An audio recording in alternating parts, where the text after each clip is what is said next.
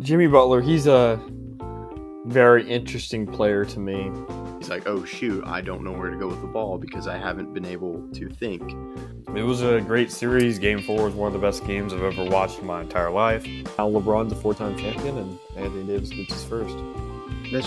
It's unacceptable. So happy when the Astros lost because it would definitely be a 2020 thing. Yeah, I was impressed by their game.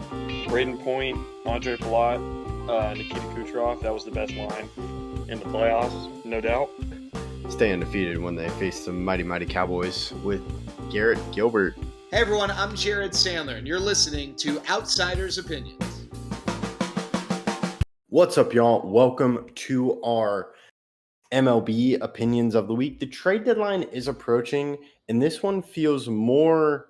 It's difficult to see what teams should buy or sell, Austin, and I read something. It was saying it should be moved towards August 15th.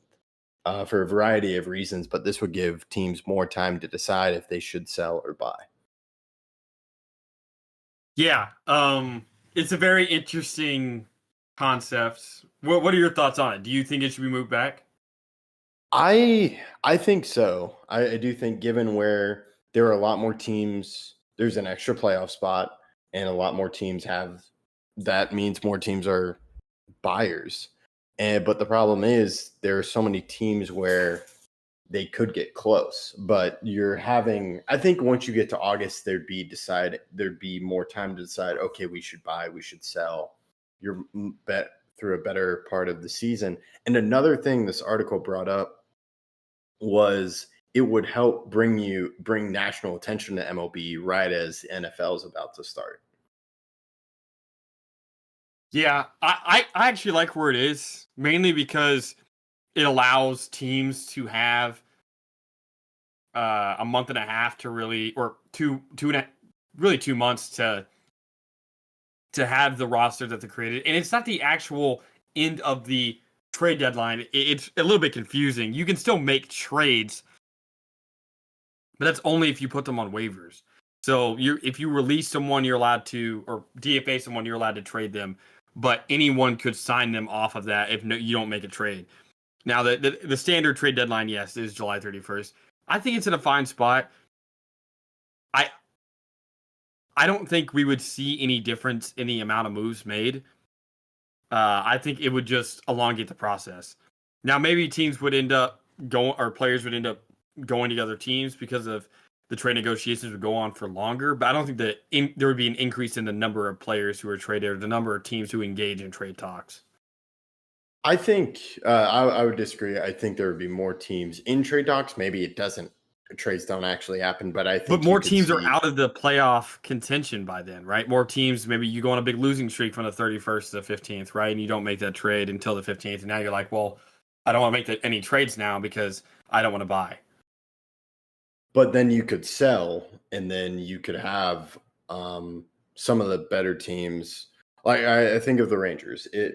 They're in an interesting spot. I want them to buy, but if they falter, they could sell, and you could see someone trading for Adolis because that's someone that's been rumored. But I do think it would lead to bigger names being traded and causing more of a stir with the. Why do you think that bigger names would be traded? Like, so let's say Rangers, I think Adolis is a big name that would be traded if they were to be sellers. You can also look at... I think that win streaks or losing streaks can definitely expedite that process because, let's say July 31st, you decide to move it back to July or August 15th, like you were saying. And a team's like, okay, we'll wait till the trade deadline to make a trade. And you go from August 30 or July 31st where you would have been a seller and then go on a Cardinals-esque win streak until August 15th, and now you're not trading anybody. You said you're going to stick with your roster because you're on such a long win streak. I can see how maybe some teams become sellers, but I also see how some teams could become buyers, or some teams could decide not to make a move in the market. I don't think it necessarily impacts the amount of teams that will make moves. Maybe it changes the teams that will make moves, but I don't think it changes inherently. I don't think it increases the amount or decreases the amount of teams that are going to make trades. I think it would eliminate kind of what we're seeing. Are they going to make it? Are they not? because there are a lot of teams fighting for a playoff spot. But So let's say by August 15th, all these teams are in the same boat regarding games out. Do you think that I don't think that would change much. I think it's really dependent. And again, there could be a team that's pretty far out and then ends up thinking, oh, wait, maybe we have a chance. I mean, for example, the Marlins right now are probably sellers. They're 6.5 games out. If they decide to wait until August 15th, when that trade deadline would be, and they go on another long win streak, right, a 7-8 game win streak, well, now, let's say you're 2 games out, and now you're not selling at all. Now you're actually trying to make the playoffs.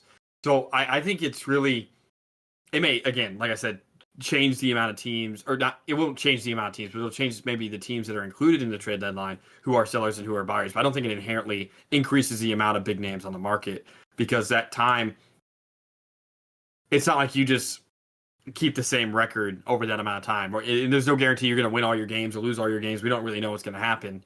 But I can't really think of many times where I thought, okay, this team would now be a seller if they were a buyer on July 31st.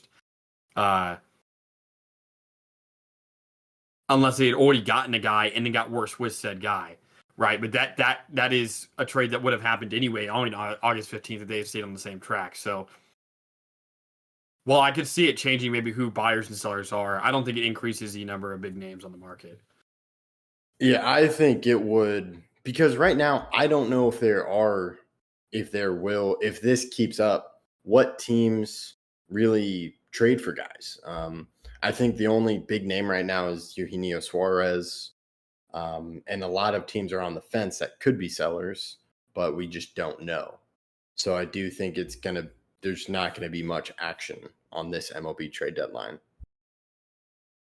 But I mean, I think you'd always argue why have a trade deadline at all then? Like, at what point is it too long? Because if you wait till the end of August, for example, well, then even more teams would be sellers, right? Or if you wait until the end of September, even more teams would be sellers. The longer you wait in the season, the more teams are going to be out of a playoff spot. But I don't think that necessarily determines that they're going to be sellers. I think it's either one way or the other. That's where teams go now. It's either, okay, we're going to buy in for the season, or we're going to capitalize on the market and get good prospects for next year. What did the Rangers do last year? Rangers kind of did what I think we could see a lot of. They traded for some guys, traded some guys away. Like they traded for Well, didn't you just say yeah. Didn't you just say that they were going to be buyers or sellers? I feel like in this market, that's almost better that there isn't a designated buyer or seller. It'll just be kind of determined by how they finish out before this trade deadline. But if a team is either a buyer or seller, they'll make the designation before the trade deadline. But if they are in a spot like you're saying where they don't make any moves, well, that puts them in a third spot where they're not a buyer or a seller. They're just going to stay pat. Yeah, I think you have a lot of teams doing that to where there's really no big names really traded on trade deadline. But again, there's teams that are not playing well, aka the Braves. I mean, they're 9.5 or 10 games back of a playoff spot. Wouldn't that team be a seller? Well, no, because they think that there are other reasons besides just the roster that is the reason why they're out of a playoff spot. So you don't think the Braves trade guys? Well, again, we've had this conversation before. What makes a seller? Just because you trade Marcell Ozuna, who's not having the best season of his career right now and is playing decent, but not playing great, that doesn't make you a seller. I don't think trading some guys is selling. Selling is trading a top piece. If they were to trade Matt Olson, Austin Riley, Acuna, okay, that's selling. That is selling. But selling or trading Marcell Ozuna, that's not selling. For example, regarding like the Angels, if the Angels were to trade, like Tyler Anderson or trying to think of someone in the middle.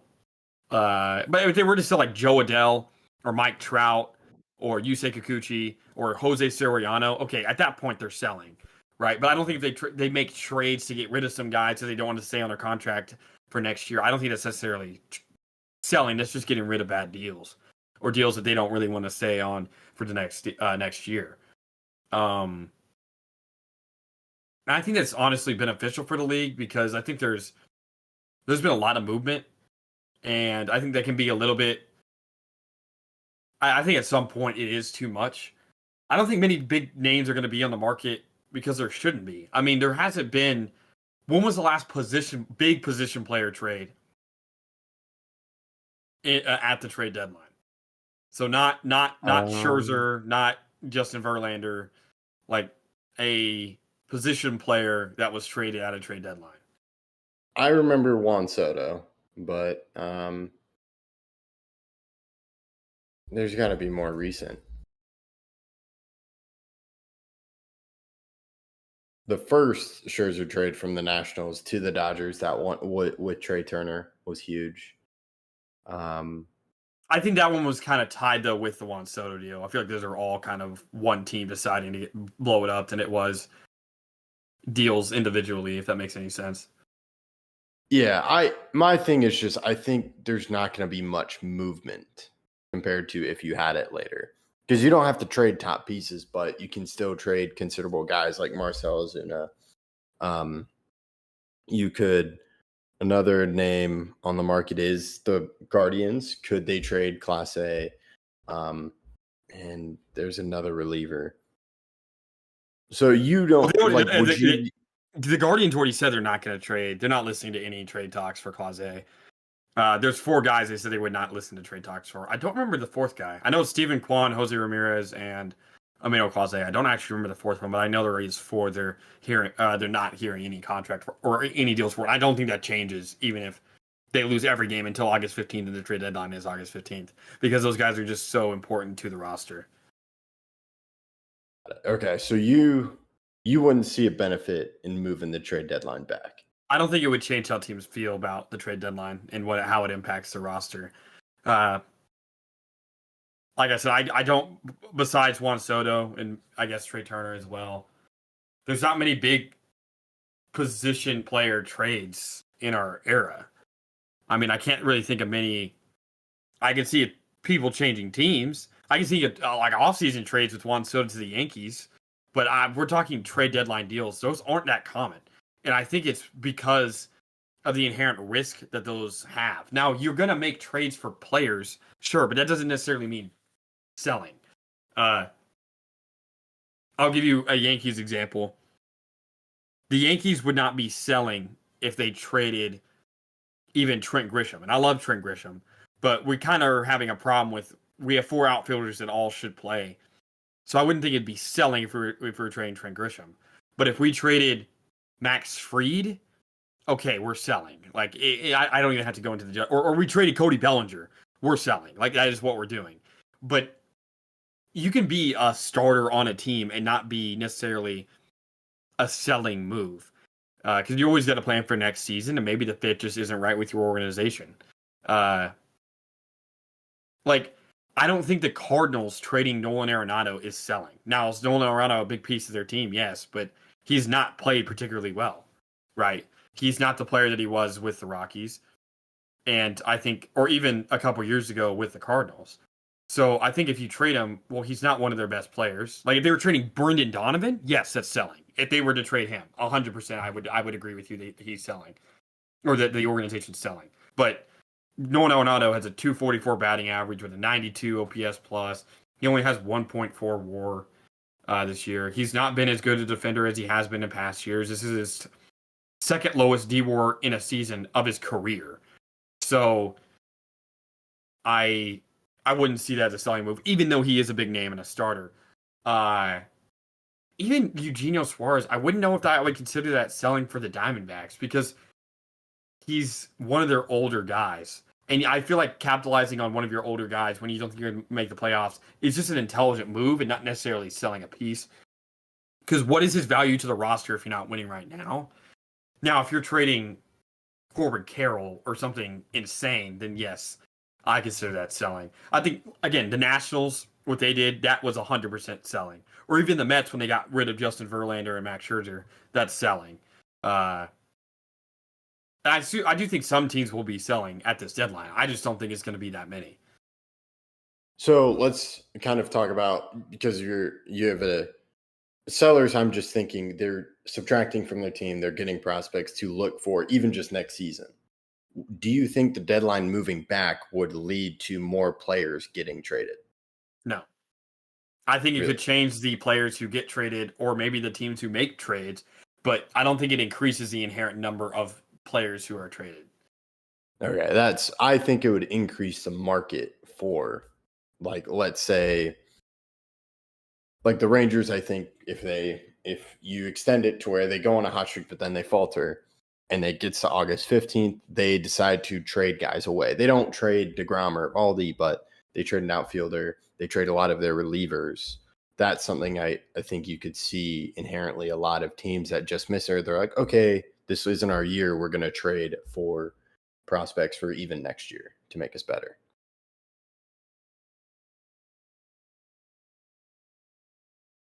I don't think that a increase, because there's also going to be teams during that stretch that also go on winning streaks inherently. So I don't think it's going to decrease or increase the amount of teams who end up making moves,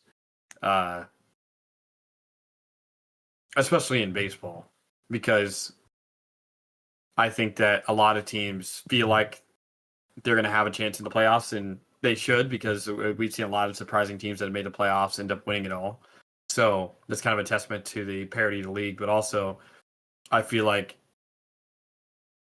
teams are a lot more careful about making trades. Because I remember the Yankees, we traded for Frankie Montas, and that was abysmal. We've made some trades at the trade deadline that have just been horrible. There's not been many trades I can remember in my Yankee fandom that were actually beneficial for us, that were trade deadline deals. So not Soto, because that was obviously amazing. Yeah. But we're talking about trade deadline deals. Or like, again, Stanton was off season, so that doesn't count either. But like trade deadline deals that we make are normally have not been all that great for the most part. And I think that's because teams are a little bit more concerned about the impact that trades can have on a player. And also some players just play better in different cities and with different organizations, different head coaches and different managers and all that. So I don't think it would necessarily increase the amount. Okay. All right. Well, yeah, I'm interested to see if they do it. I would like to see what would happen. But yeah, we're on different sides, so we're looking for a tiebreaker. Let us know your thoughts in the comments. Which do you think it does happen? Do you think it doesn't have an effect, or is there another reason the deadline should be moved back? Let us know your thoughts in the comments. We appreciate you listening to Outsiders Opinions.